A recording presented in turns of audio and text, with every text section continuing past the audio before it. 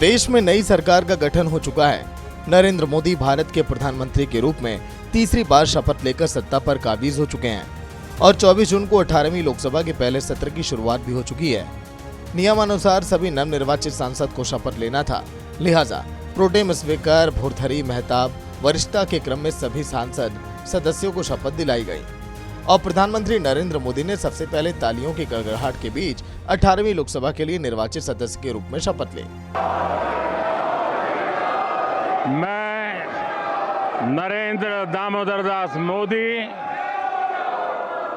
जो लोकसभा का सदस्य निर्वाचित हुआ हूं, ईश्वर की शपथ लेता हूं कि मैं विधि द्वारा स्थापित भारत के संविधान के प्रति सच्ची श्रद्धा और निष्ठा रखूंगा।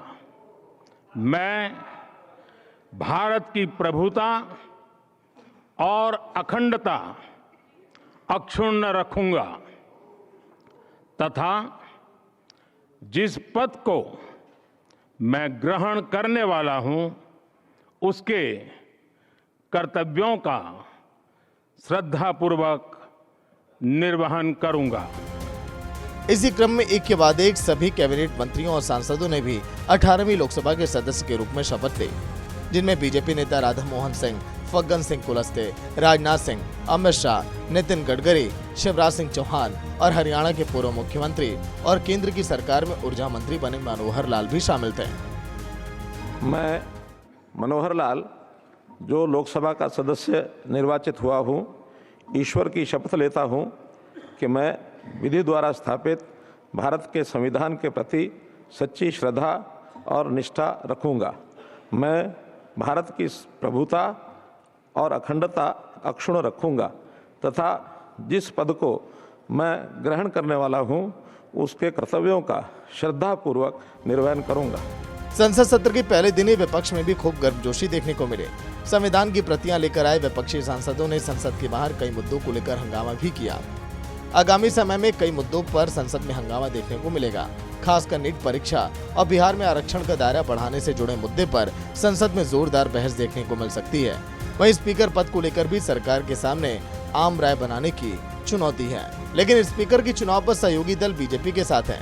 ऐसे में लोकसभा स्पीकर बीजेपी से होने की पूरी संभावना है। स्पीकर की चुनाव के लिए 26 जून का दिन तय है। संसद भवन परिसर में संसद सत्र शुरू होने से पहले पीएम मोदी ने भी अपना रुख साफ कर दिया है और कहा कि कल 25 जून है। जो लोग इस देश के संविधान की गरिमा से परिचित हैं, जो लोग भारत की लोकतांत्रिक परंपराओं पर निष्ठा रखते हैं, उनके लिए 25 जून ना भूलने वाला दिन है। और 25 जून को भारत की लोकतंत्र पर जो काला धब्बा लगा था, उसकी 50वीं वर्षगांठ है। भारत की नई पीढ़ी इस बात को कभी नहीं भूलेगी कि भारत के संविधान को पूरी तरह से नकार दिया गया था। कल 25 जून को भारत के लोकतंत्र में जो काला धब्बा लगा था, उसके 50 वर्ष हो रहे हैं।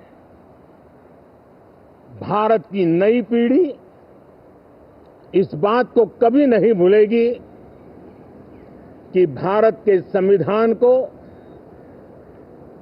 पूरी तरह नकार दिया गया था। संविधान के लीरे लीरा उड़ा दिए गए थे। देश को जेल खाना बना दिया गया था। लोकतंत्र को पूरी तरह दबोच दिया गया था। इमरजेंसी के ये 50 साल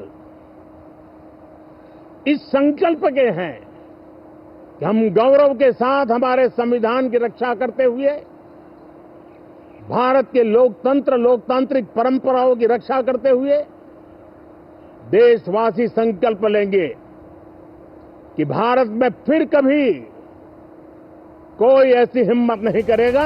बहरहाल प्रधानमंत्री नरेंद्र मोदी ने संसद में कहा कि लोगों ने हमारी सरकार को तीसरे कार्यकाल के लिए जनादेश दिया है। हमारी नीतियों इरादों पर सहमति की मुहर लगाई है। हम हमेशा सभी को साथ लेकर चलने, देश की सेवा करने के लिए आम सहमति बनाने और लोगों की आकांक्षाओं को पूरा करने का प्रयास करेंगे।